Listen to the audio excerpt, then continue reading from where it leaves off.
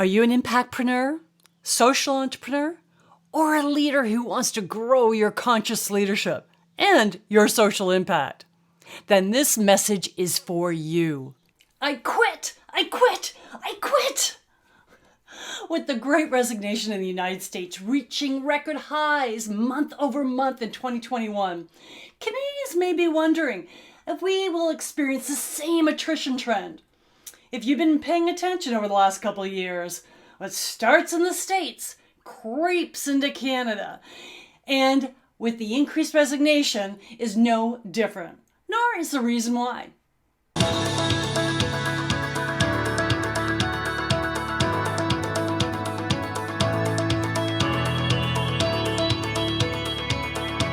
It is amazing what happens when some of our freedoms are taken away.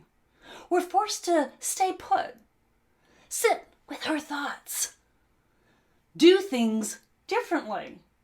And in the process, we realize that doing things differently actually serves us better. Or maybe we discover what we were doing isn't serving us at all. Is it fair to say many of us had our eyes open during the pandemic? A job can be more than a job. A life is not just a job. A job can get done anywhere you have internet.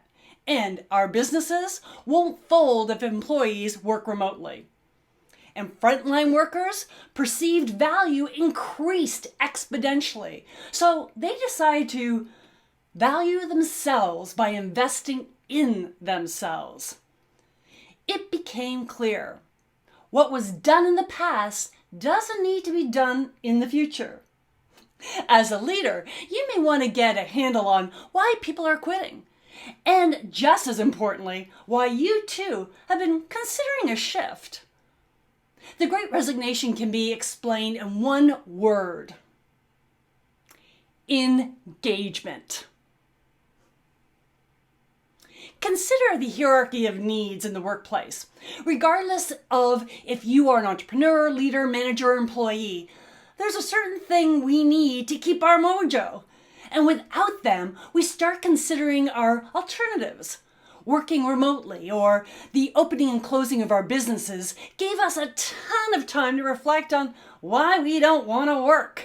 So if you hear or want to say, I quit, it's likely for one of four reasons. 1, you don't feel safe. You're not growing, you're not valued, and you don't feel meaning at work. Although you may be saying, yeah, right, Suzanne, but where is the money? Money ranks down the list quite a bit among the reasons for why employees quit. Matter of fact, 16th according to MIT's Sloan Management Review. Employees are usually motivated to leave for more emotional reasons, whereas money tends to be more practical and therefore can be a motivator in many industries to attract someone to a job, particularly if their vacation is fulfilling and it is just a matter of where they're going to work. Think about a nurse, for example. Although they may not feel overly fulfilled these days, but hopefully you get the point. Money also tends to be something employees demand when not being fulfilled from a job. I'm not connecting emotionally, so I'll ask for more money. I did that, and guess what happened? I got it. And eventually became an entrepreneur to make more money doing what I was doing for someone else. And eventually, I needed the shift to do what I cared about, working with leaders and entrepreneurs like you to grow their social impact consciously and sustainably through conscious contributions.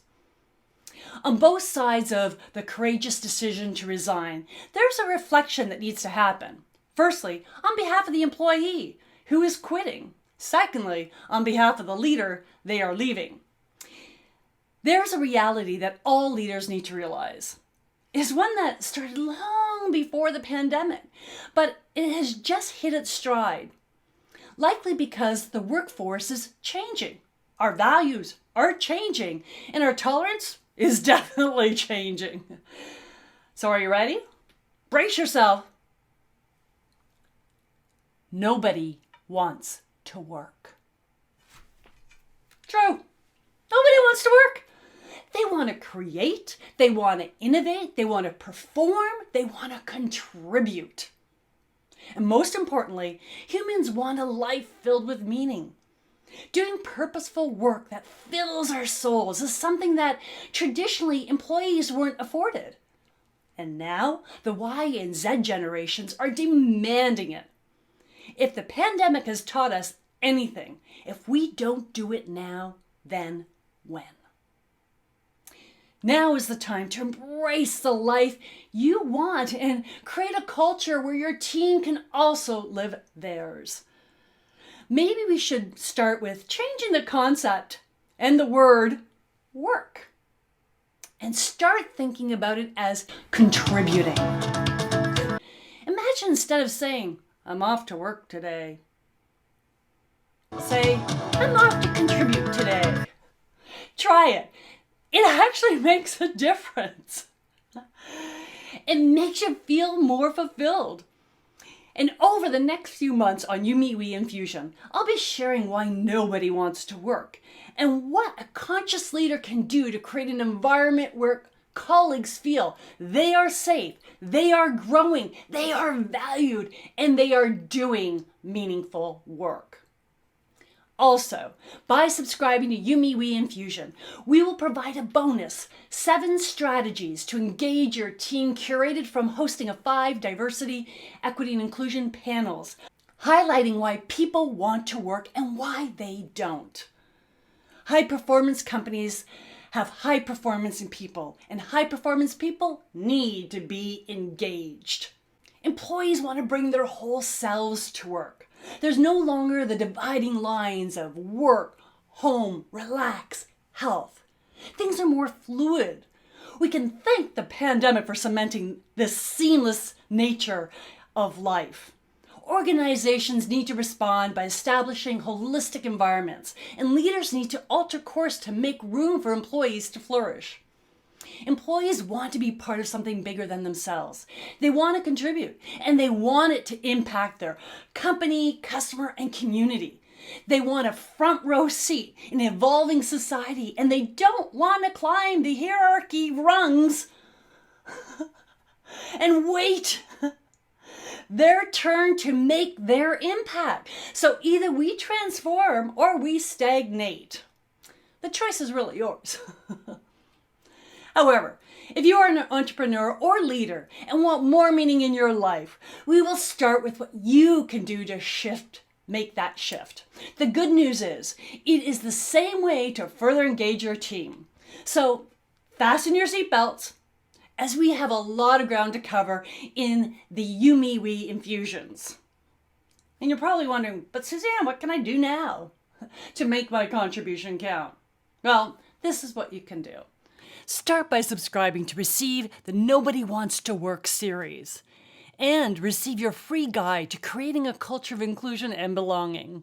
Then start with changing the concept of work and start calling it contributing. I'm going to contribute. You will notice a huge mind shift, not only in yourself, but in your attitude and how it reflects in others. And P.S., do you have a question about growing your social impact? Let me know in the comments, and we'll address it in YouMeWe Infusion. In the meantime, make your